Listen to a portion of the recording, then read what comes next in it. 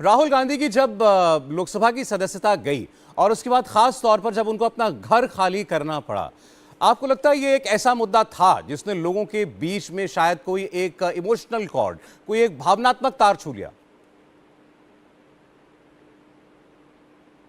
देखिए क्या है कि इस जो आपने अभी जिक्र की, इसमें तो मेरा खुद का अनुभव है, क्योंकि हम जहाँ 23 साल के लिए रहे वहाँ भी कोविड के समय हमें बस एक नोटिस मिला कि आपको हटना है।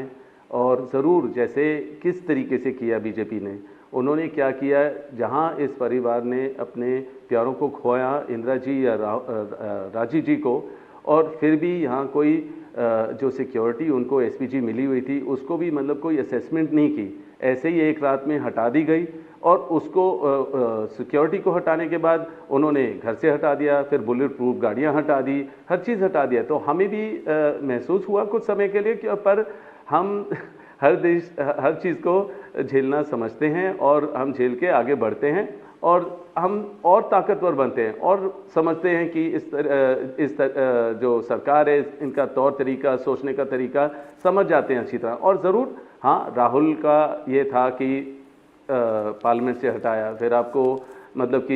ये घर से हटाया, और ये बहुत मामूली चीज़ें हैं। मैं ये कहूँगा कि मतलब जो घर से हटाने की बात कर रहा हूँ, पर ज़रूर लोगों को होता है कि यार ये किस तरह की राजनीति है जो इस तरीके से एक जो पार्लियामेंटेरियन है, जो बात कर रहे हैं, जो अपने बात रख रहे हैं, जो मतलब कि लोगों के लिए लड़ रहे हैं कि लोगों का पैसा गलत इस्तेमाल हुआ और गलत ये जो अडानी वगैरह को दिया, जो मतलब कि ऐसे मुद्दों के बारे में खाली जवाब पूछ रहे हैं और उसके लिए उनको अगर हटा दिया गया है, लोगों को बर्दाश्त नहीं होता है, पसंद नहीं आता है। जब एजेंसियां मतलब कि मुझे खुद बुलाया था, 15 बारी रेड्स हुए, ये वो मतलब 10 साल से चला आ रहा है ये, और फिर राहुल को बुलाया और जैसे मेरे माता जी को बुलाया और सोनिया जी को भी बुलाया। तो ये सब देखकर ये जो माहौल है और इस तरीके की राजनीति बिल्कुल बर्दाश्त के बाहर है। हम तो झेल लेंगे, क्योंकि मतलब हमें तौर तरीका आता है, हर रोज़ देखते हैं ये, और हम तो लड़ेंगे लोगों के लिए और स्पष्ट सरकार के लिए लड़ेंगे और लोगों के हित में लड़ेंगे। तो फिर मतलब कि हम तो झेल लेंगे, पर लोगों को बिल्कुल गलत लगा ये जो हुआ है, और उसका नतीजा ये कर्नाटका में दिखाया और आगे भी दिखेगा जरूर। अच्छा, पता नहीं अब इसका इलेक्शन में कितना असर पड़ा रॉबर्ट जी, लेकिन देखिए बीजेपी ये कहती है कि ये कांग्रेस पार्टी की एंटाइटलमेंट की सोच है, गांधी परिवार की एंटाइटलमेंट की सोच है। रॉबर्ट वाड्रा साहब हों, प्रियंका जी, राहुल जी, सोनिया जी, उनको लगता है कि कोई वो कानून से ऊपर हैं, या किसी ने अगर कानूनन कह दिया कि भाई आप घर खाली कर दीजिए, आप पार्लियामेंटेरियन नहीं रह गए हैं, या अब आपको एसपीजी सिक्योरिटी नहीं दी जा सकती है, तो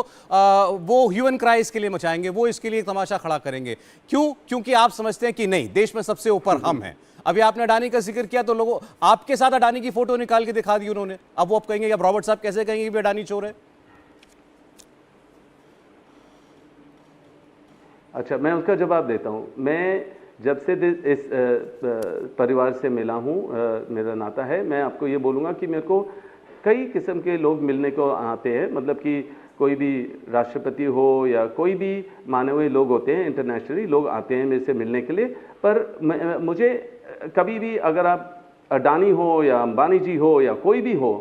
मैं कहता हूँ इस सरकार को जो अभी उनकी गवर्नमेंट चल रही है, मैं चैलेंज करता हूं उनको, अगर उनको कोई भी ऐसी चीज़ दिखाई दे या मिल जाए जिससे मेरी कोई बिजनेस ट्रांजैक्शन हो या कुछ भी ट्रांजैक्शन हो, मैं हज़ारों लोगों से मिलता हूं, पर मैं देश को नहीं बेचता हूं,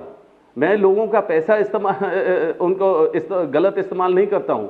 जो बैठे हुए हैं, जिन्होंने गलत किए हैं, तो राहुल ने बात की है, और अगर मेरी फोटो आज उनके साथ दिखा दे तो कल वो हिज होलीनेस दलाई लामा के साथ दिखा दो,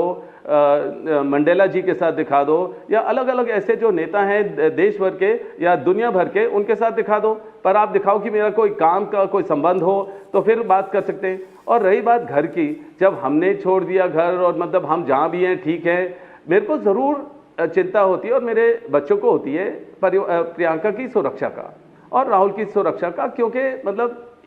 एक बहुत बड़ा मुद्दा है और यही परिवार है जो लोगों की बात रखती है और पार्लियामेंट में लड़ती है लोगों से। और हम चाहे आप ईडी के पास भेज दो या कुछ भी कर दो,